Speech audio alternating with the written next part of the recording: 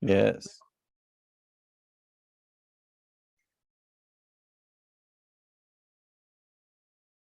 All right. Screen should be visible, voice should be hearable. Photons and phonons pumping away. All right. Good. So let's get started. Good morning. Welcome back. Third day. I think it's probably a good idea for me to start with a recap of what we've seen, and I shall name that recap appropriately, perhaps. This is the X calculus. So we have seen three ingredients, really, although I've mostly mentioned two, but I'll add a third, and then we'll talk about what it means. There's spiders of two kinds, of two colors. There's the Z spiders that have no decoration on them, any number of legs coming in, any number of legs going out, possibly zero, and a phase, alpha. So I'm going to add some notations, N legs in, M legs out. I'm going to remind you that in is from the left, out is to the right, and that alpha is an angle. So in, you know what an angle is. I don't think I need to remind you. And you can denote these angles however you wish. It doesn't really matter. You can write them as like out of pi, 2 pi. You can write them out of 360 degrees. It doesn't matter. It's irrelevant. Then there's X spiders, which are the same, just with different color, or in my case, having chosen to use no colors whatsoever, it's with a cross on them. So there's two kinds of spiders, and they are parametric. So technically speaking, they're an infinite family of boxes or of transformations, sort of linear maps, if you will, with different numbers of inputs and outputs, so different arities and different parameter value that you can assign. So the first ones are called Z spiders, and the second ones are called X spiders. And technically, there's a third ingredient necessary, although you can derive it from the first two, which is the Hadamard gate. And the Hadamard gate has one leg coming in, one leg going out. But you could, in principle, make Hadamard spiders as well. So there is such a thing as a multi-legged version of the Hadamard gate, which I can talk about later. This is the H gate for the Hadamard. Let's keep things simple for now. It is not a new ingredient. You don't need a new notation for it because it can be expressed as 3 rotations. Have you ever, maybe you've never seen this, but it's a good trick. What is the purpose of the Hadamard? So you have a qubit, you have a z-axis. I'm sorry, I don't have a sphere around me, but imagine it. There's a z-axis in vertical, an x-axis going in front, a y-axis going like this. So this would be the 0 state, 1 state, plus, minus, right and left. And now the purpose of the Hadamard is to perform some rotation, because that's all I can do. The only things you can do to the block sphere is rotate it. Yes, sorry, is that a question? No. I perform a rotation, and my rotation should swap the x and z axis in some way. So I have to find a way of sending this in front and this at the top. And the rotation that you want is this one. And really, there's no other one. It's the only rotation that happens. And it's the rotation about the axis in the 45 degrees between x and z. So if you take this axis and you rotate around it, what you get is the Hadamard. The Hadamard is a 180-degree rotation. And so you do it twice, you end up again to the original block sphere. So I don't have these, I mean, I could in principle, and this is kind of an interesting point to make, and I'll make it in the slides later on, but I could in principle say that rotating about any axis is really just moving the axis to vertical, rotating vertically, and then moving the axis back. So if I want to rotate about this axis 45 degrees in, all I have to do is do a rotation upwards, rotate around as much as I want, and then rotate backwards. So I can, that's the trick, that's the standard trick. But it would involve pi/4 rotations, which are kind of annoying and hard to do in the fault tolerant settings. So instead, people use a different trick to do the Hadamard, and they do it with 3 rotations. It's easy to remember, so don't worry, you can reconstruct it. You do pi over 2 in Z. So you start like this, front, you rotate by pi over 2 in Z, pi over 2 in X, pi over 2 in Z again. And you end up with a correct rotation. Or if you forget that Z was the first one, you do it the other way. You rotate pi over 2 in X, pi over 2 in Z, and pi over 2 in X again, and you get the same result. So you don't really have to. As long as you do 3 pi over 2 rotations, ZXZ or XZX, they give you the same. So really the Hadamard as a diagram is an example of a derived box. I define it to be pi over 2. Actually, let's do the Z version.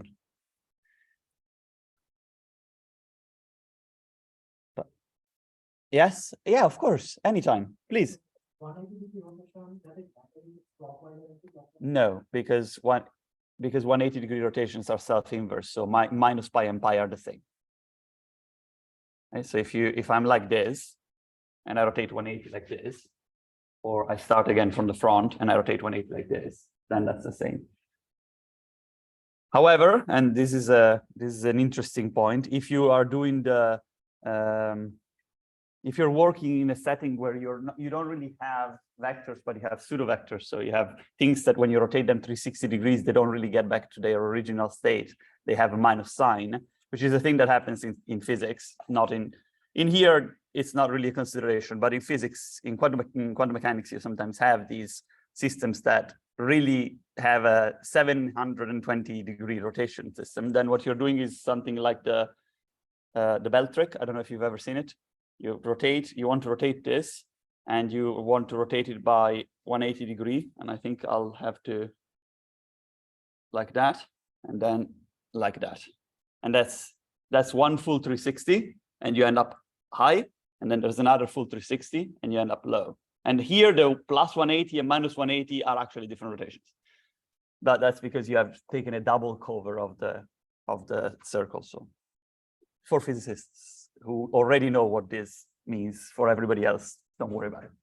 It's a bit of a complicated thing. But here we are in a setting where angles are angles. They're actually proper angles, so you don't have to worry about that. We'll take the Hadamard to be this box. That's a composite box.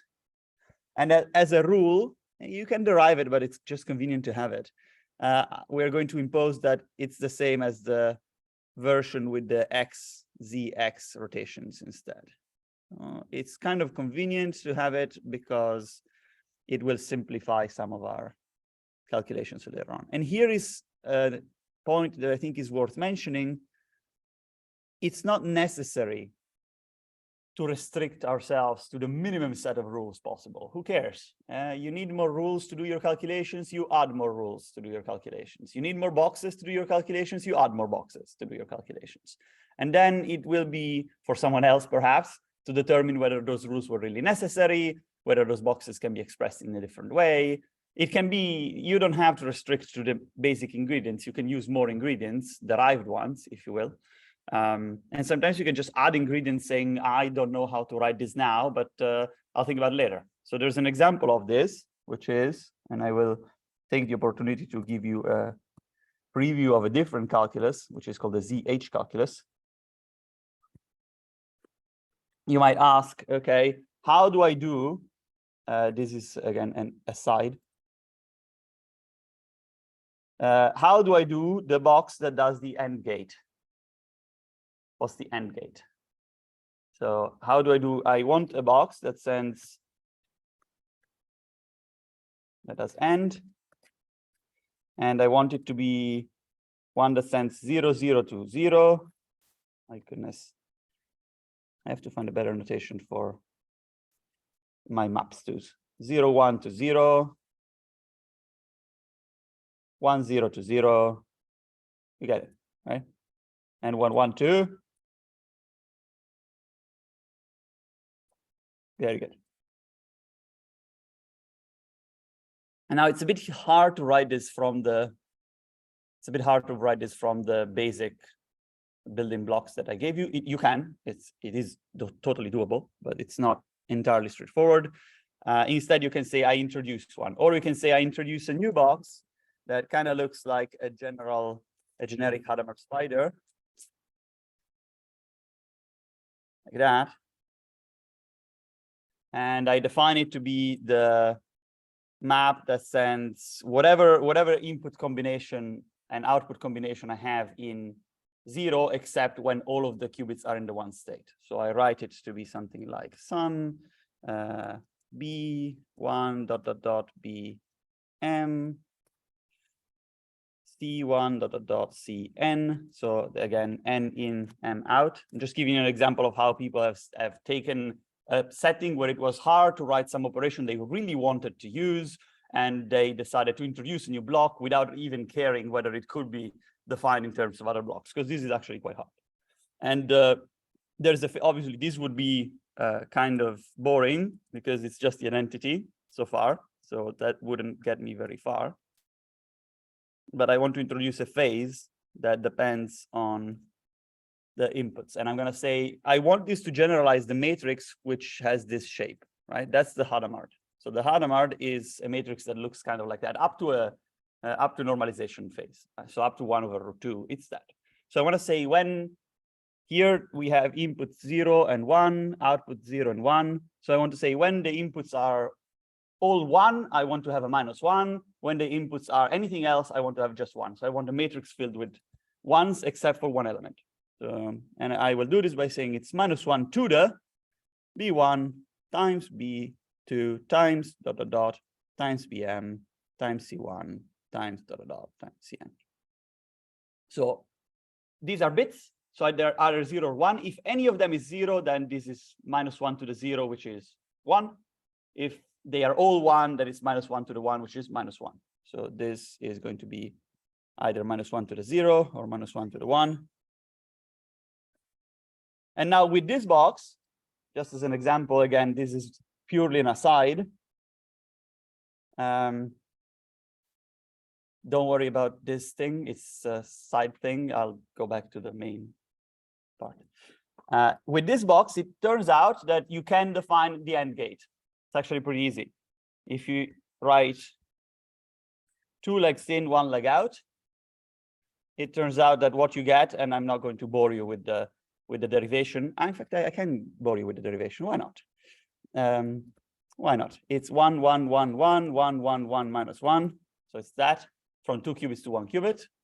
And so you can check that it sends 0, 0 to. So this column is the output of 0, 0. This is the output of 0, 1.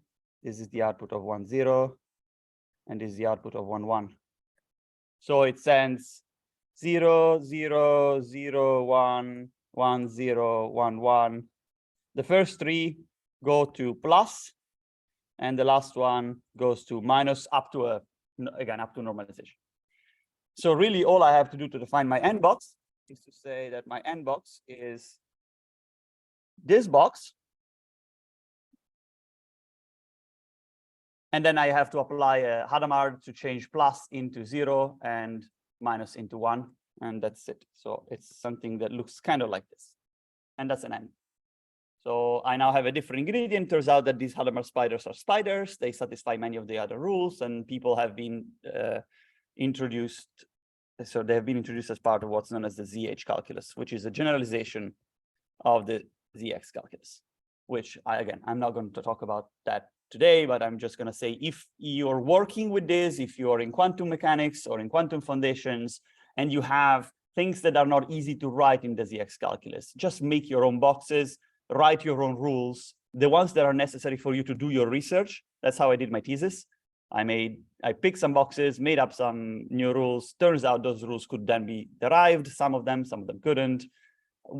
Best case scenario, you will derive them later. Worst case scenario, you've invented a new calculus that you can publish as a paper. So either way, it's kind of a win-win. It is entirely possible, and it's been the case often in the past, that the ZX calculus is not the most efficient language to describe certain quantum computing stuff. It really depends. Some circuits are easier to describe in other calculi. So you might want to make other calculi. Don't think of this as the only one. It is always sufficient in the sense that the rules that I will give you are complete. You can derive any equation that holds between linear maps. You can derive it in the ZX calculus, but it's not necessarily the most efficient or most expressive way to do so. So just so you know. Again, 3 ingredients. Sorry to recap what we were talking about. That's a recap of the things that we've seen over the past couple of days. There's 2 kinds of spiders with phases. There's the Hadamard gate that we can define from those spiders. And for you, Hadamard gate has to do this, has to swap Z and X, the 2 axes. And that's the definition. There's nothing, I mean, it's not something you can, that's what it should be. Like, that's my desideratum for it. And so one way to do it is to say, I rotate quarter, quarter, quarter. Yeah, I know. If you do it, if you try to do it in your head, it takes a little bit to get used to. But if you can do it with your hand, then it's like 1, 2, 3, and then you've done it. Or you can even do it 1, 2, 3, and then you've also done it. It's pi over 2, pi over 2, pi over 2. You have to alternate the axis. So either x, z, x, or z, x, z. And it's always pi over 2, pi over 2, pi over 2. In fact, it's also minus pi over 2, minus pi over 2, minus pi over 2. It also works the other way. So you have 4 ways of doing it. But yeah, that's where I got. And now these spiders and the Hadamard satisfy some basic rules that we care about. Sorry, yes. Oh, this.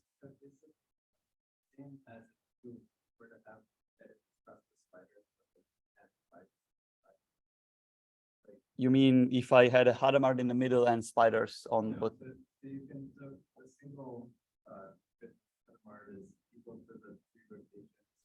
You added a bunch of flags to the spiders on the end. That equivalent to that. No. It's slightly different. What is true is that if I remember correctly, I think this equation does hold. So you can decompose it this way. I mean, I do remember correctly. I know this is true. So you can write, this is true, but in terms of spiders, it's a bit more complicated to write it. And it is complicated because it does this AND operation. I'll show you later on why this spider makes life easier to do some quantum computing stuff. But again, you can there is a way to write it. It's just a bit more convoluted. Let's start with just these ingredients. Let's go back to the ZX calculus. You have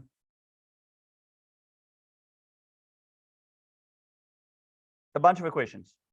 So let's just recap some of the rules that these spiders satisfy. Some of the simple ones. The spiders with one leg in, one leg out, and no phase, they are rotations. If I do a rotation by 0, that's like doing nothing. Okay, so that's a start, because these are Z rotations, and the cross spiders with one leg in, one leg out are X rotations.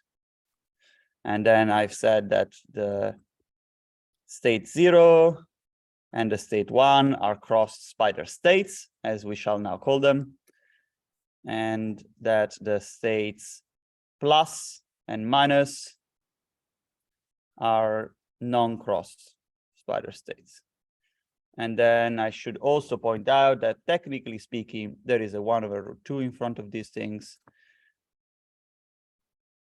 because I want them to be normalized.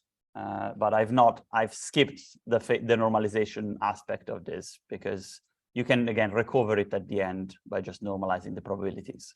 What you get is effectively probabilities that don't sum to 1. They sum to something else. You just divide by their sum, and that gives you the correct result. So you don't really have to worry. Then I said that the cups and caps are similarly identical. So there's effectively 3 sets of equations that say the same thing, that these spiders can be twisted left and right, and that they kind of behave like when you have no no phase, they behave like legs or like bends of wire, and you can just remove them. Now we have spider fusion. Spider fusion says that if we have two spiders that connect with at least one leg and have two angles alpha and beta, they fuse into a single spider with angle alpha plus beta, or phase alpha plus beta. So that's spider fusion. And the point is that there are k legs here, and k must be greater than or equal to 1. So at least one leg, but possibly more. And we have the same exact equation for the other spider, for the plus spiders, or the X spiders. And that holds. And then I showed you that there's some copy rules. I discussed the fact that the 0 and 1 states, up to normalization again, are copied by the Z spider copy. And similarly, the plus and minus states are copied by the other spider copy. And at this point, I will add the correct scalars in so that you know that these things are actually normalized. But I'll put them in gray so that you don't feel compelled to work with them, because you don't have to. I'm just trying to give you a slightly more complete presentation. That is definitely not what I wanted to do. What happened there? The spaghettification of spiders. Okay. So as usual, you can get rules by doing new rules, by doing two things, by changing X with Z and by flipping things around. So new rules from old rules. So one is X and Z swapped. So for example, if I know that I can copy the 0 state. Okay, whatever. No scalars. If I know that I can copy the 0 state, then I know that I can copy the plus state, because I can swap the colors of all spiders involved and I get another valid equation. So that's one trick that we have. And the other one is adjoints. So flips. So I know that if I can copy the 0 state, I can also co-copy. Well, no, delete, I guess, the 0 state. So I can flip things, change color. So two things: you can get new rules by just flipping everything left to right. You can get new rules by swapping the colors of X and Z, and that gives you new things that you can apply. So you don't have to worry about the orientation. You don't have to worry about the color. They are exactly symmetric. And now some more rules that you might want to know. Let's call these rules 1. And then let's call the other one rules 2. Okay, some rules for the Hadamard. How does the Hadamard work? Actually, no, let's go with one more. If I apply, there are some special rotations that are worth knowing. One of them is the rotation by pi in Z, which is the Z gate. So it's this one. There's a rotation by pi about X, which is the X gate, which is this one. Okay. There's because in general, I have defined rotations. These are not rules at all. This is just another aside. Generally, I've defined rotations to be such that the first component is 1 and the top left element is 1. So as to avoid the global phase. And this is, I don't know what this is. Oh goodness. This is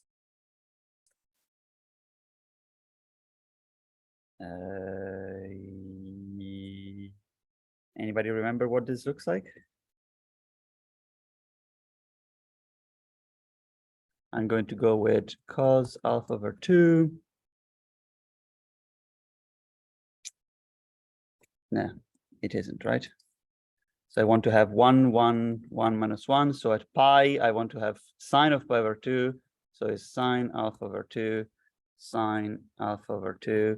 And therefore, it has to be minus I cos alpha over 2 minus I cos alpha over 2. I believe this is the correct one. Weird. I know, who cares? I mean, it's a horrible matrix. It's a lot better to write it in the z basis, sorry, in the x basis, where it takes the same shape as the z basis 1. Like that, okay? So this one is 0, 0, minus 1, 1, and this one is 0, 1, plus 1, 0, because it is the same as having plus, plus, minus, minus, minus, like that. Anyway, basic rotations, and now the Hadamard gate is kind of an interesting thing to consider. Again, is 1 over root 2, 1, 1, 1 minus 1. So normalize this time. Few more rules. So rules 2. Some of them, these I've not yet spoken about. So these are new. One of them is the observation that if you start with 0, let's say, or with 1, and then you apply a NOT gate to them, and they become 1 and 0 instead, and then you copy them, so you get 1, 1, and 0, 0. And it's the same as actually first doing the copy and then applying the NOT gate to both of them. So you can commute the NOT gates through the copy. And in fact, it's because the NOT gate is a classical function, is a Boolean function. So you can first do the copy, then do the NOT gate, and it's the same.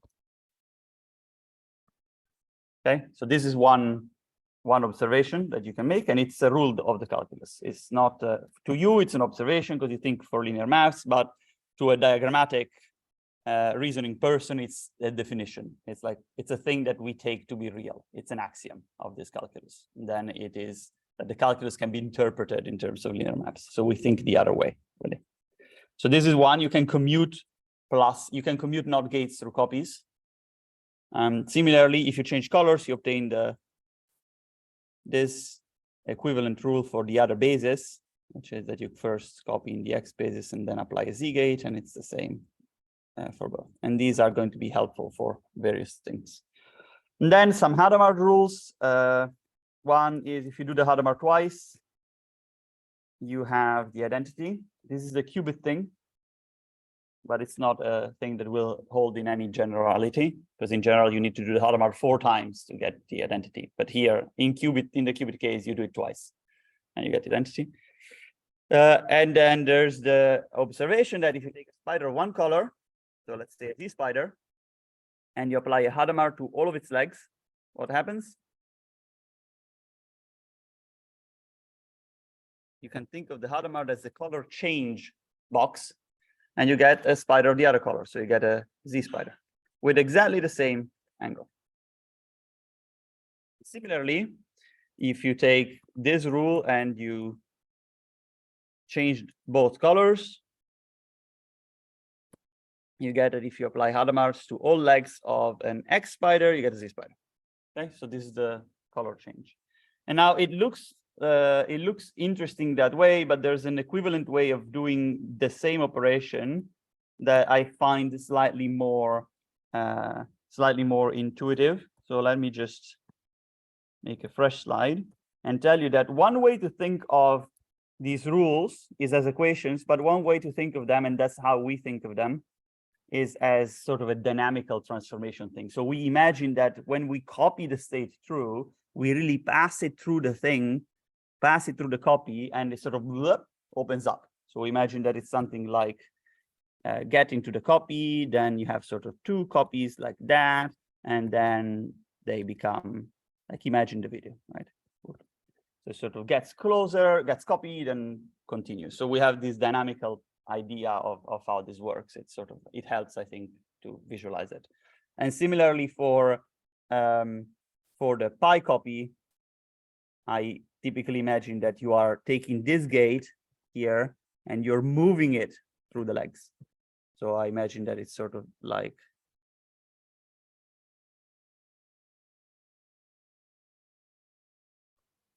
that it moved in the operation.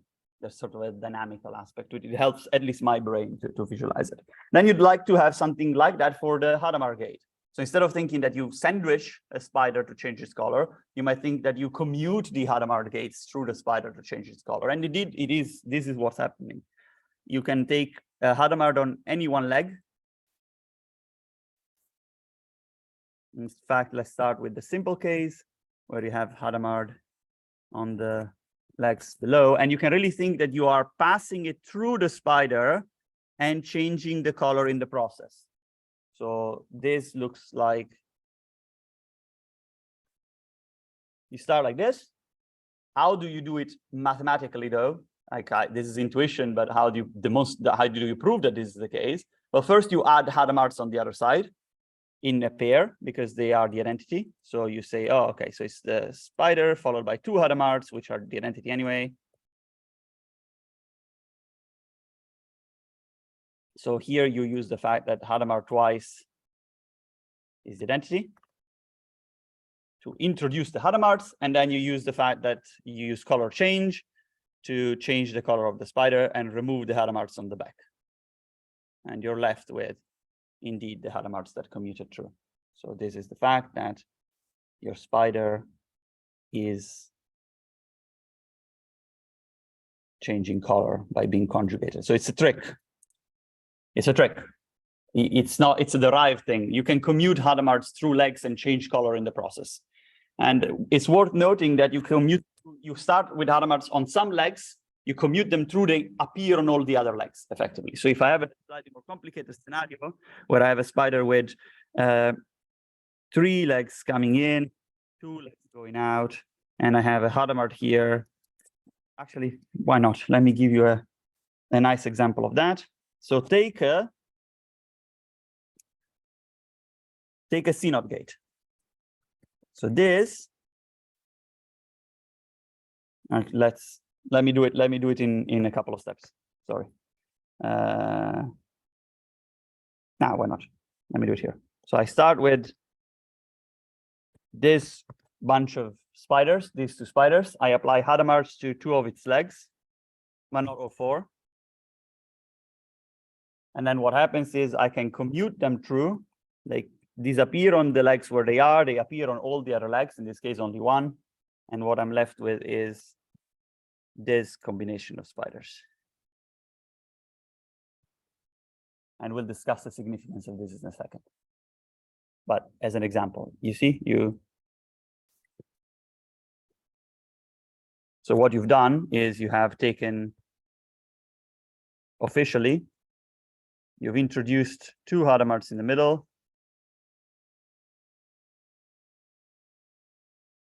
And then you have taken these 3 Hadamards, so this block here, and change its color into a single sea spider, but 1 Hadamard is left. Something like that. Yeah? Yes.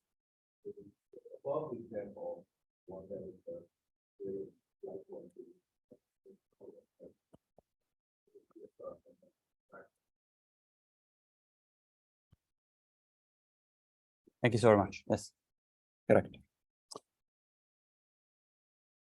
All right, Hiru. Good. So now with these rules, we already proved, and this is mostly again, partly recap, but I think it's a helpful one. We proved that we have the CNOT gate. We can demonstrate that if we take this particular combination, I said this behaves like a CNOT. The reality is it kind of doesn't. You have to add a √2 on top of it for normalization purposes. So I'll redo the demonstration to show how scalars get into the picture. So I said that the copy, if we go here, I kind of changed my copy to add some normalization factors. Again, you can disregard them, but I'm just saying if you want to do calculations, you start getting used to them. You prove that if you apply this to 0, 0, and now I will do it with the actual normalization. So it's 1 over √2, 1 over √2, √2.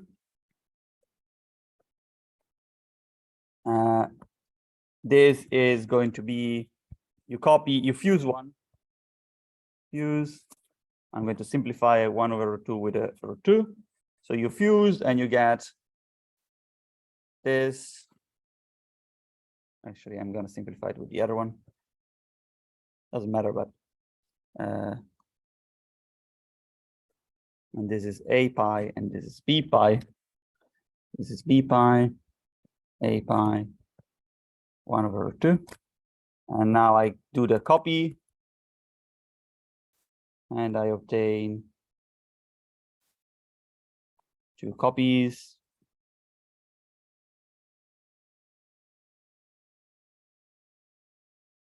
Pi, A pi, A pi. And now I have the correct factors that normalize my outputs because of the new copy. And then I fuse again and I get A pi at the top, B pi plus A pi at the bottom, which is the XOR. So this is indeed the CNOT, if you remember. So this is the CNOT, which is the matrix. It sends what? Remember, the columns they are indexed by the input. The rows are indexed by the output, right? So 0, 0 goes to 0, 0, 0, 1 goes to 0, 1, 1, 0 goes to 1, 1, and 1, 1 goes to 1, 0. Like that.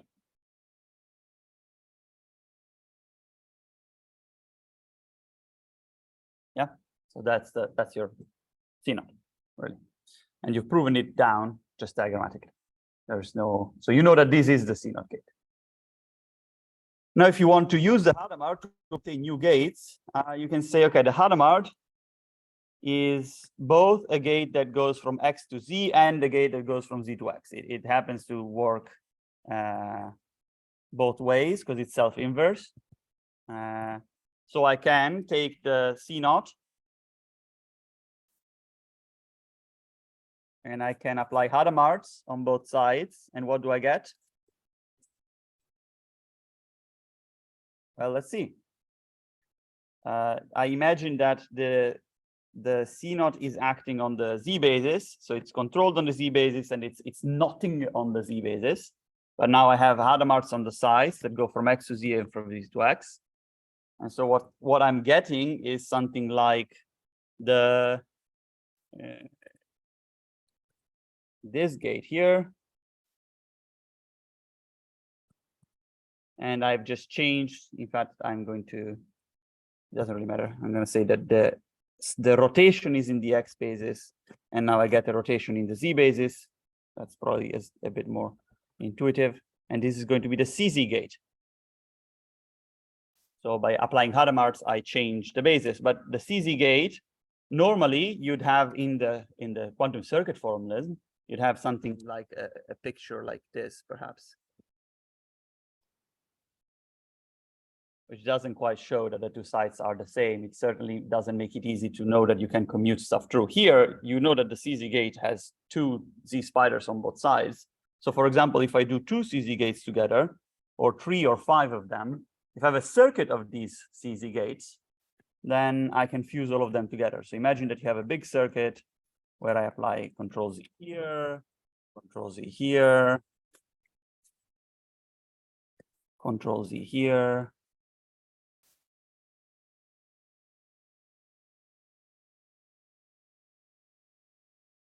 And Control Z here, something like that. Okay. Then spider fusion alone, without even knowing any more of the rules of the calculus, which will tell us something new. Spider fusion alone tells us that, look, this spider here, actually, let's just do it. This spider here, they're all the same color. So these three are the same color, these three are the same color, these three are the same color, these two are the same color. So we can fuse all of them. And what we get is a single spider at the top, single spider in the middle, single spider on the right. Let me do it in a slightly slanted way so I can draw edges between them. And then they're connected depending on how the legs connected them. So these two have two legs that connect them. This one, there's one leg. And this has one leg that connects them, something like that. So you can significantly simplify. Not only they commute, which is something you could probably derive from the quantum circuit formulas alone. You can derive, like you could define in the quantum circuit formulas. You could say, okay, so it is true that whenever I have a Control Z on a, you could add rules. These are diagrams technically, and you could say that the target side of a Control Z gate commutes with the control side of a Control Z gate. You could say this, you could introduce this rule, that would be fine. But that doesn't allow you to simplify it further. It's certainly the fact that you now know that the Control Z gate is not one monoblock. It's not one chunk that acts on 2 qubits, but it's actually composed of 2 bits that interact through a virtual qubit, gives you more flexibility. So now you can compress your diagrams. And for example, we'll see later on that you can compress diagrams for QAWA. If you've ever heard of QAWA, QAWA is a quantum approximate optimization algorithm. It is one of the useful algorithms that people experiment on today because it's sort of noise resistant. It deals with solving optimization problems. And I will show at the end of today, I'll show to you why it works. I already mentioned it yesterday in the afternoon, but I did it really quickly without explaining what I was doing. Today, I'm going to show you exactly what I'm doing. But before that, new rules.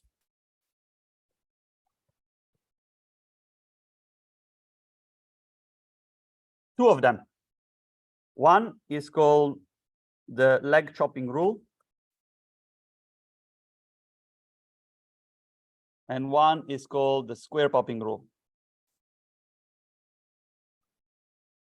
And if you are mathematically minded, or if you want to know the real name of things, one is really called the Hopf law from Hopf algebra, and the other one is called the bialgebra law from bialgebras. So if you go into algebra and bialgebra and Hopf algebras and quantum groups and all this sort of advanced mathematical area, then these are better known as Hopf law and bialgebra law. But here we shall call them leg chopping and square popping because it's easier to remember what they do.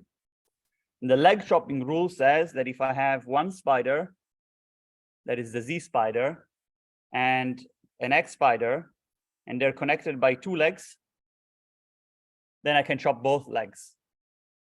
So what I'm left with is the same 2 spiders, but no legs in between. And this automatically generalizes to the other direction. And it generalizes to multiple, so an even number of legs you can always remove. I can show it to you.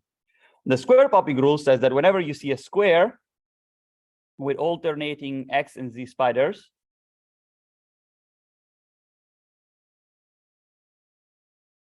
like that, an alternating square with some legs flying on the side, then you can replace the square as follows. You can set a Z spider and 1 X spider. So you go from 4 to 2. So it reduces the complexity of your circuit typically. And then the way that you connect them is you connect the, actually, let me do it this way.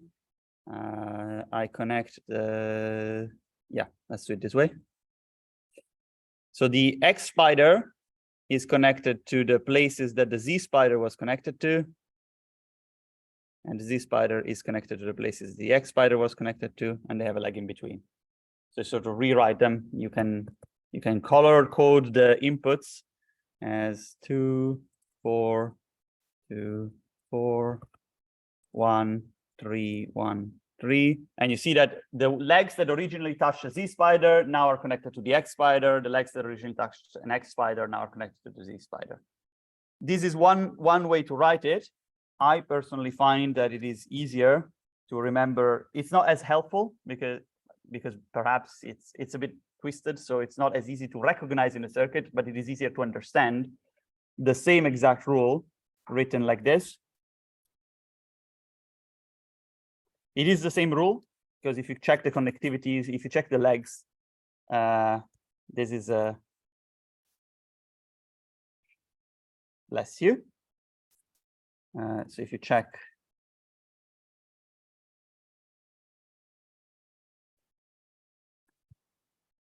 so what is there, then it's there, then it's there, like that. And now they are connected like this, but I have twisted this one to go here, this one to go here. Okay, so it's the same. And this one is going to be the same as having like that. And now I connect this, I connect this. What is it? What do I want to do? I want to connect to this leg and to this leg like that. Yeah, so it's the same. It's really the same rule. Okay, I just twisted it around, but it's the same rule. And the reason why it's easier to understand, I wanted to duplicate, not to make a new one. Thank you. The reason why it's easier to understand the one at the top is that the one at the top is about addition. So you take numbers and you say, I start with A, but let me draw it huge so I can make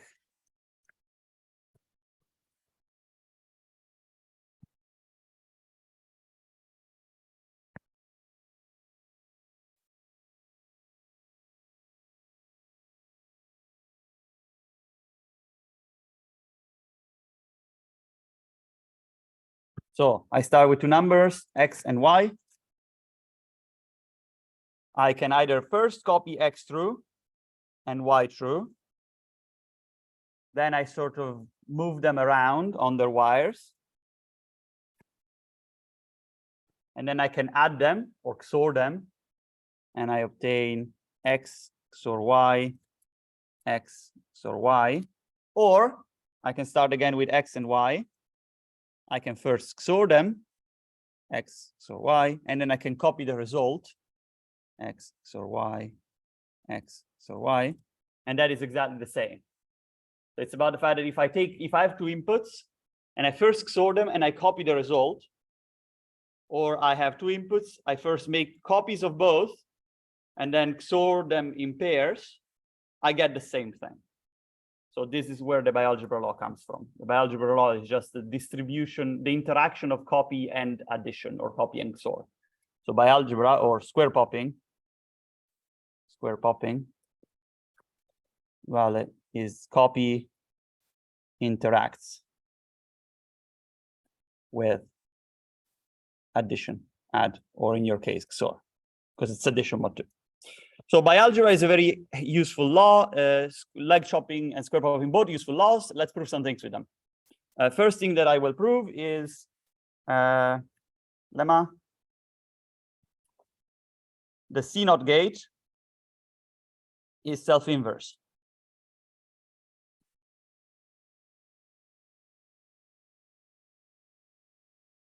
Okay? It inverts itself. How do I prove it? Proof. I start with the two C0s. I notice, I spy with my little eye that there are some spiders of the same color touching, which is good because I can fuse them. And I'm left with this. Now I observe that these are one Z spider, one X spider, two legs in between, so I can chop them. And I'm left with this. And then I notice that those are two rotations by 0. And I remove them, and I'm left with the identity, which is what I wanted to prove. That's a nice result, but it's kind of obvious. You knew that C naughts are self-inverse. Probably have already seen that. Now, something slightly less obvious. If you are on a, if you're in a lemma, why lemma? It's just whatever. That's just a fact. If you're in a superconducting quantum computer and you want to swap the states of 2 qubits, you can't take the qubits, go with like little tweezers, pick them up, swap them around and put them back down. It's kind of hard. I mean, in principle, I can imagine that you could make the qubits interact with some light, swap the photons and make them interact back. Of course you could, but why would you do that? Let's say that you can't do that. You can't cut the chip and then swap it. So you have to find some way of swapping it with what you have. And the only things you have available are single qubit rotations, Z and X. Bless you. And you have C0 gates between them. That's the only thing you can use.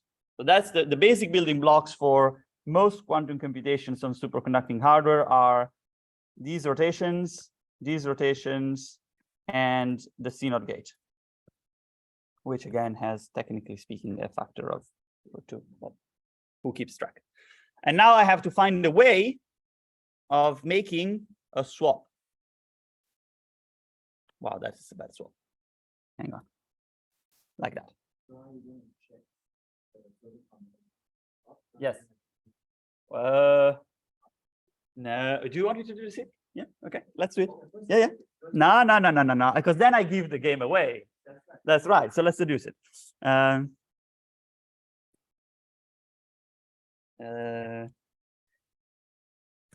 mean, I will deduce it knowing where I'm going, but yeah.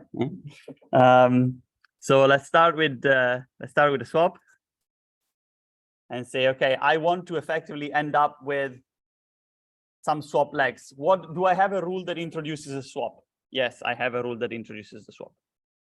It's this one. So I want to somehow be in a position where the swap comes from this rule, comes from my square popping law. Square popping sort of flips 2 legs, and so I want to end up in a situation where I can apply that. So I want to get in a position where I can apply this rule, where I can apply my square popping rule and replace these two with, let me do it right. So this was connected to this, that, right? I think it's correct. Let me check. So no, wrong way. So this leg went to Z, so now this leg has to go to X. This leg went to X, so this has to go to Z. That, thank you. Fantastic. So I want to apply that rule there. That's my aim. My aim is to remove the swap by applying a rule that has a swap on the left and doesn't have a swap on the right.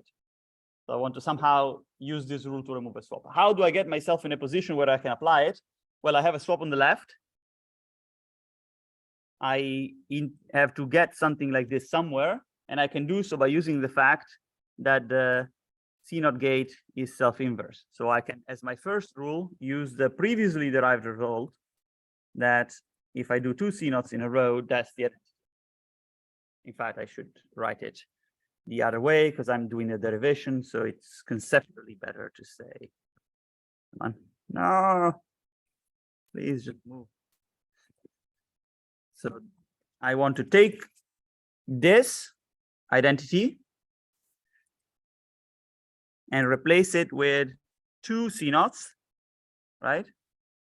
Then I want to take the left part of my diagram and replace it with 2 more C0s.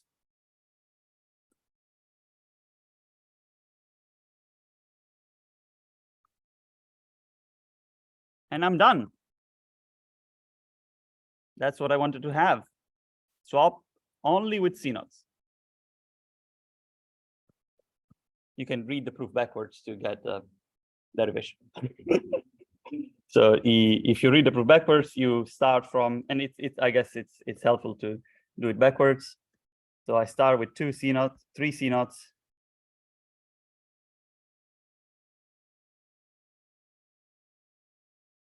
I start with 3 C naughts. I pick one of the 2 squares. It doesn't really matter which, any of the 2. So let's say that I pick this square here, just to change things a little. And I replace it with the equivalent with the right-hand side of the square pop law. So this is a pop.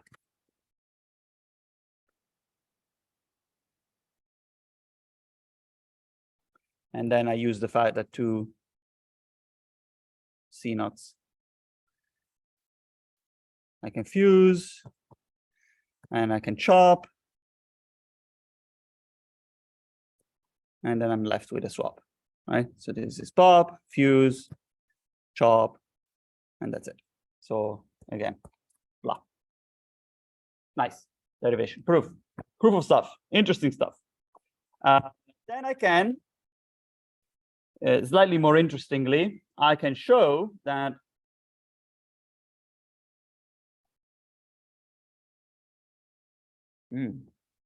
nice. How do I do this is a nice trick. How do I do a control rotation? How do we make control rotation? By arbitrary angles. So that's a C naught is the control rotation by pi. How do I make an arbitrary control rotation? So I want to end up with, let's say, the C control Z rotation by alpha, which I guess you could write if you want to be a bit more expressive in the quantum circuit notation. It would be something like this, right? How do I write that? So there's a trick. There's a really, really nice trick. And the trick is, allows me to introduce one new rule for the calculus, which is helpful. And the new rule is that if I have a pi, if I have a knot followed by a Z rotation, then what is that? Let's see. So it sends 0 and 1. 0 goes to not 0, which is 1. The questions are never trick questions. They're typically like, I'm nice. Now 0 goes to just 0, and 1 goes to e to the I alpha times 1. And now what if I instead first do the rotation and then change things? So if I take the same, effectively the same building blocks, but I invert them, I get, first I do the alpha rotation and then I do not gate. Actually, sorry, this goes to, yeah, exactly. Then I have that 0 goes to 0, goes to 1, and 1 goes to e to the I alpha 1, and it goes to e to the I alpha 0. Now these look like they are different matrices, because this is the matrix that sends 0 to e to the I alpha 1, so it's e to the I alpha 1, like that. And this matrix is e to the I alpha 1, like that. They're different. They're not the same matrix, but they are. Let's say that I take my angle and I negate it, and they still don't look like the same matrix, but they become the same matrix. Because I can take this one on the left, say, and I can take a scalar, a phase out, a global phase out, and I can rewrite it as e to the I alpha 1 e to the minus I alpha. And so actually, these two are the same up to some global phase. So really, there is a global scalar that comes out of this that I have to account for, So if I want to be precise,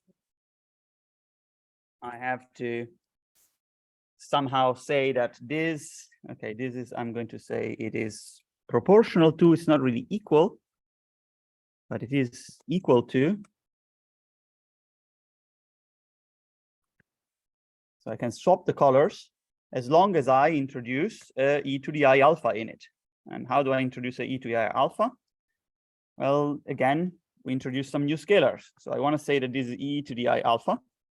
And how do I get an e to the I alpha? Well, I can take the state 1 and I can take the bra 1, sorry, the cat 1, and I can take the bra, actually I can take the state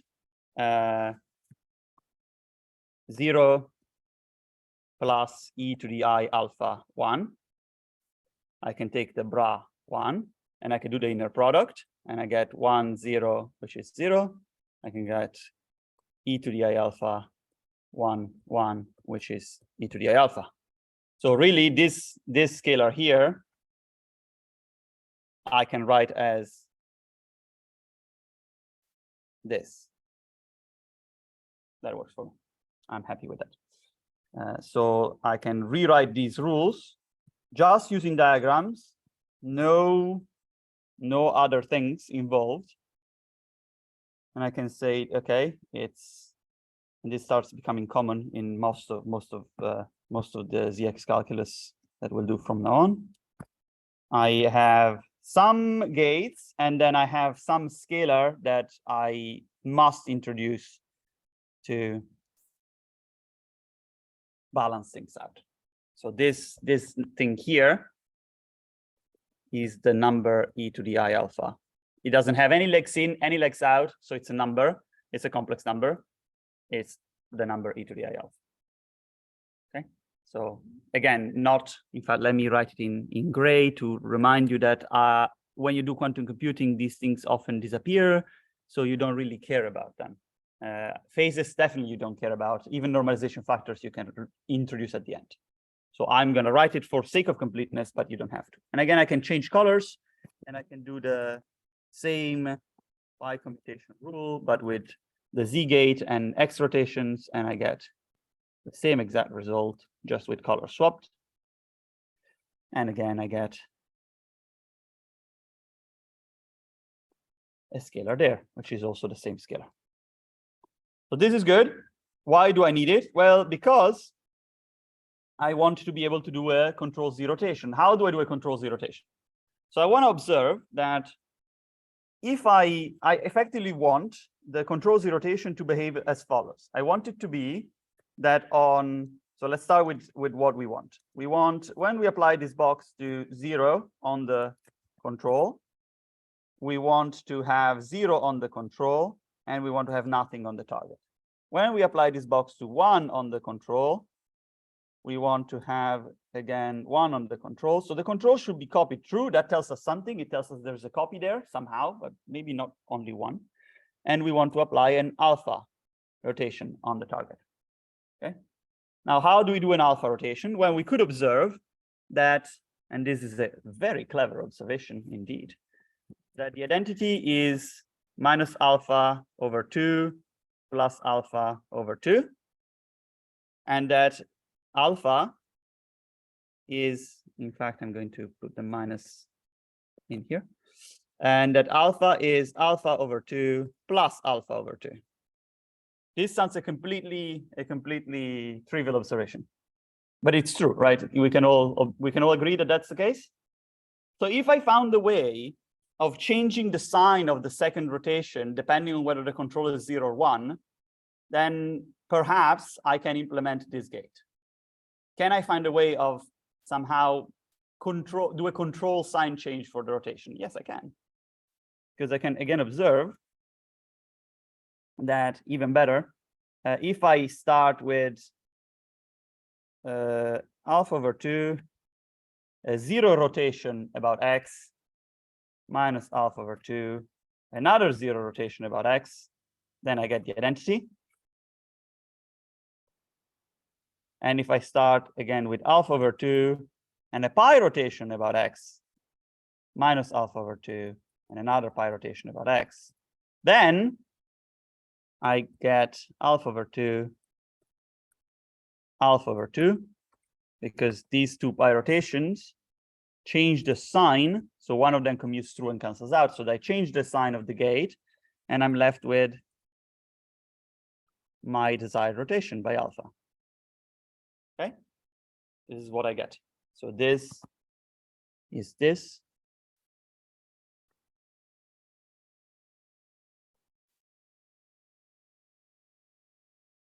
So as long as I can somehow find a way of controlledly introducing two NOT gates, I'm good, I'm golden. And indeed, all I need to do is know that the control remains the same. So I can just do two C0s instead of one C0. So the control will flow through both C0s, and either it's 0 in both cases, in which case both rotations are 0, or it's 1 in both cases, in which case both rotations are pi. And indeed, I find that the implementation for my gate is something like this. It's a neat trick.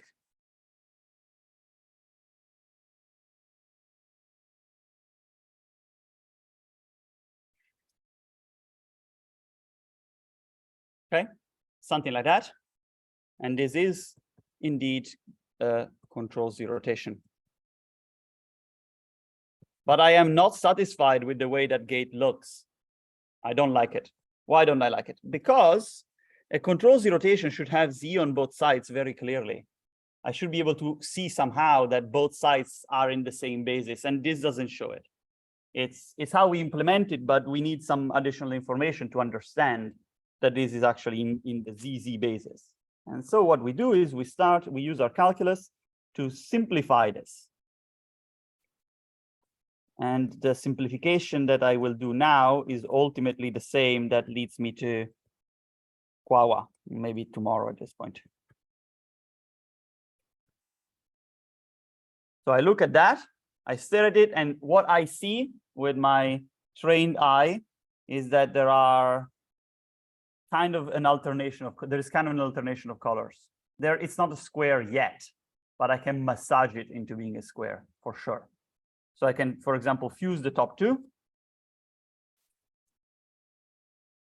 and I get something like this. And now it is almost a square, but there are not enough legs, or there are too many legs. I don't know.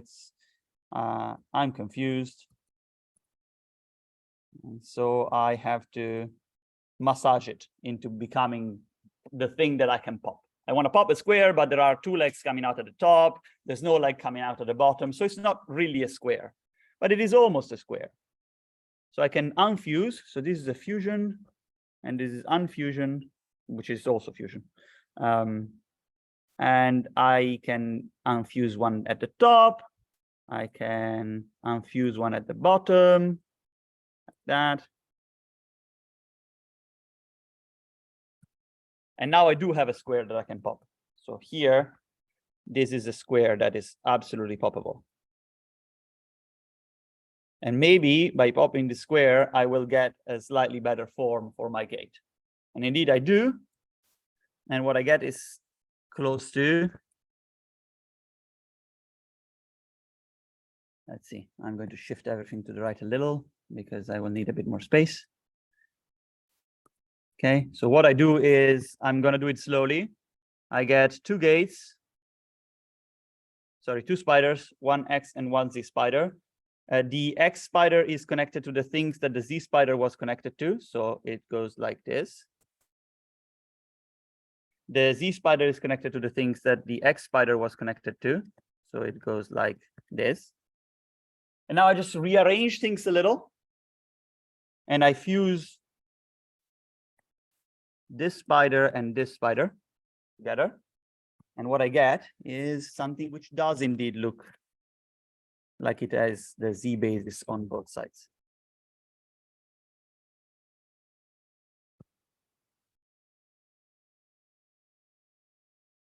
And now I can prove that these rotations commute, for example. I can prove that they fuse. I can prove that they are building blocks that are behaving a certain way. And for the last minute of this, I will briefly preview something and then perhaps in the afternoon or tomorrow we can go over it. So I'm going to tell you that the QAWA circuit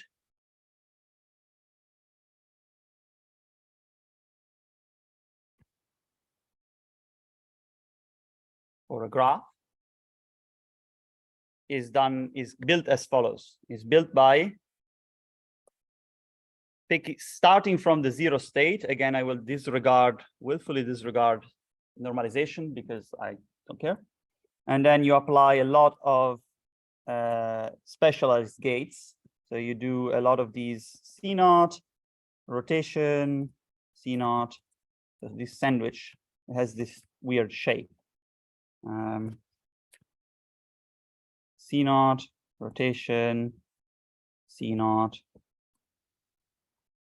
C0, rotation. I mean, it looks very weird. If you've had any experience implementing QAWA on a machine, it looks kind of odd. And here, let's say we do it in the middle, just to keep things compact. C0, C0, rotation. This kind of shape that you get from QAWA doesn't quite explain why QAWA works. In fact, I find it extremely confusing.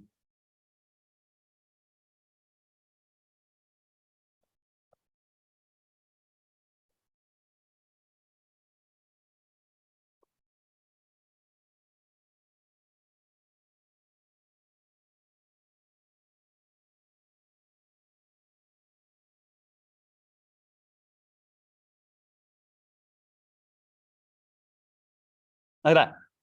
So that's what QAWA looks like. And you'd be excused for not really understanding what it's doing.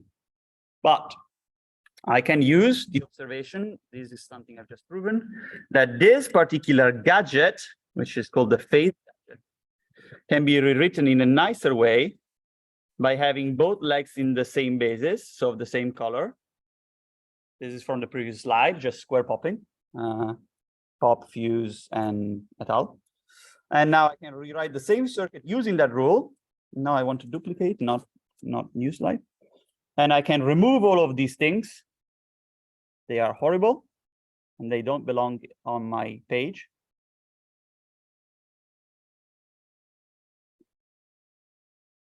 And I can replace them with these gadgets. And I can say, okay, I have one here. Then I have, actually, did I start with I started with this one.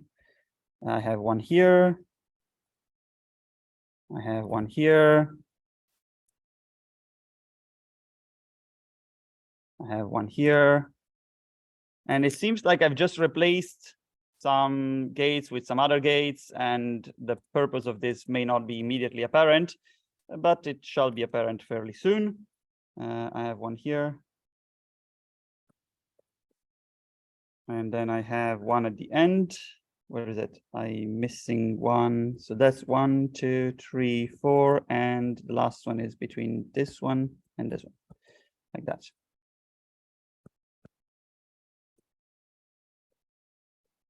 Now here's the kicker, is why this works well, because I ended up in a situation where I have a bunch of green spiders that all touch each other.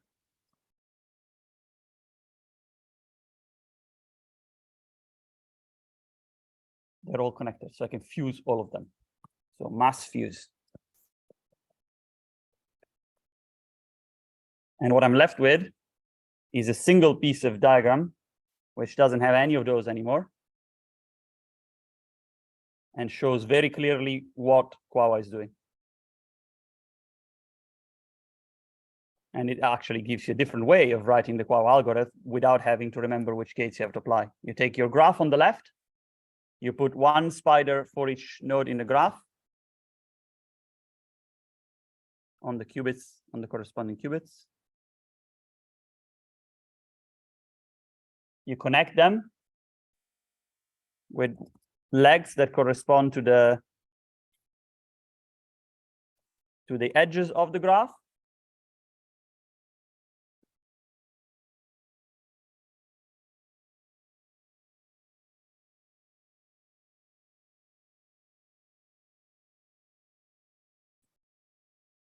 And that's the entire Quagga algorithm.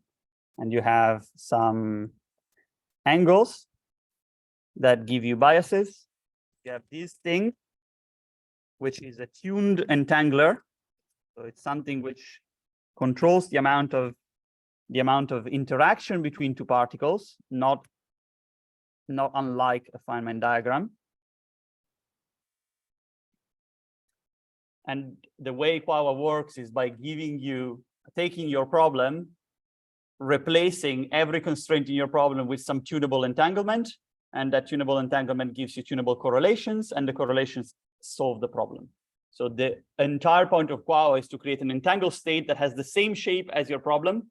So it has entanglement where your problem has correlations, it has angles where your problem has biases, and then all you do is tune with a single parameter, you tune all of these correlations and biases in such a way as to minimize the number of violated correlations, or to minimize the energy. So you're creating just a very large, and you're using your quantum computer to create a very large entangled state with one parameter that controls the amount of entanglement, but the shape of the entanglement has to match the shape of the problem, because that's the shape of the correlations match the shape of the correlations in the problem. And that's the reason it works.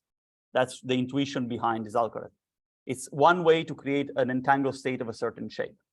And then you can take the state and you can tweak it a little, you can change the basis, and you get all sorts of other algorithms that are similar to Quagga, work for the same reason, but give you solutions to different problems. So the quantum alternating operator ansatz is derived from the same intuition.